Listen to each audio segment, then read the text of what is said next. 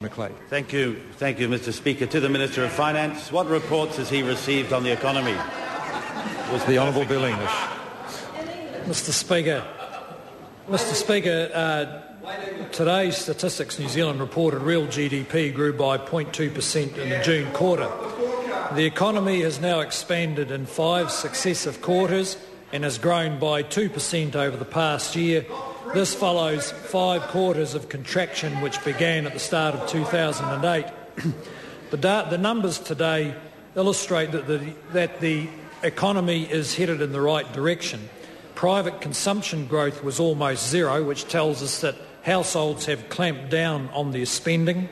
By contrast, export volumes have risen by 7% and had their strongest quarter on record. While we want stronger growth, this switch towards saving and exporting more is precisely what the economy needs as a prerequisite for sustained higher incomes and sustained new growth, a reversal of the unhealthy trend of the previous 5 years. Todd McClay. Thank you, Mr. Speaker. Supplementary to the Minister. What is the outlook for growth from here? The Honourable Bill English. Mr. Speaker, most commentators see a continuation of the expansion through the next few years at around 2.5% to 3% per year. Of course, given world conditions, it is likely that progress along this path could be volatile, and also local events will impact on it. For instance, the Canterbury earthquake will have some negative impact.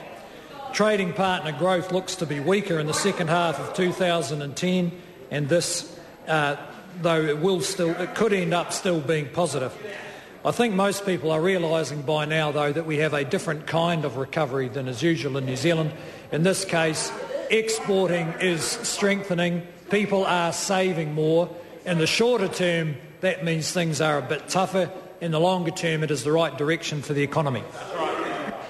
The Honourable Sir Roger Douglas. Mr. Speaker, is the Minister aware that since he became Minister of Finance, the gap between Australia and New Zealand incomes has increased by 29%? And if so, how does he plan to achieve the government's concrete goal of catching Australia by 2025? The Honourable Bill English. Well, Mr. Speaker, I don't agree with the member's figures, but we do share the common goal of catching Australia, and the government will continue with the plan it is currently following.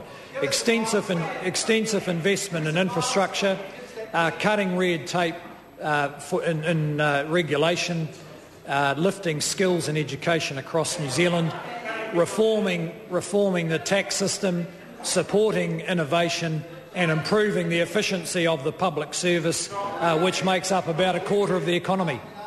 Mr. Speaker. Point of order, the Honourable Sir Roger Douglas. Order, Mr. Speaker.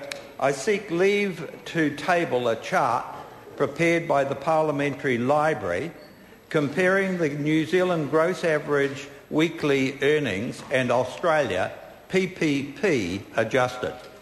Leave is sought to table that document. Is there any objection? There is no objection. Todd McClay. Mr. Speaker, to the Minister, what is the government's next step to ensure that the current expansion is sustainable? The Honourable Bill English.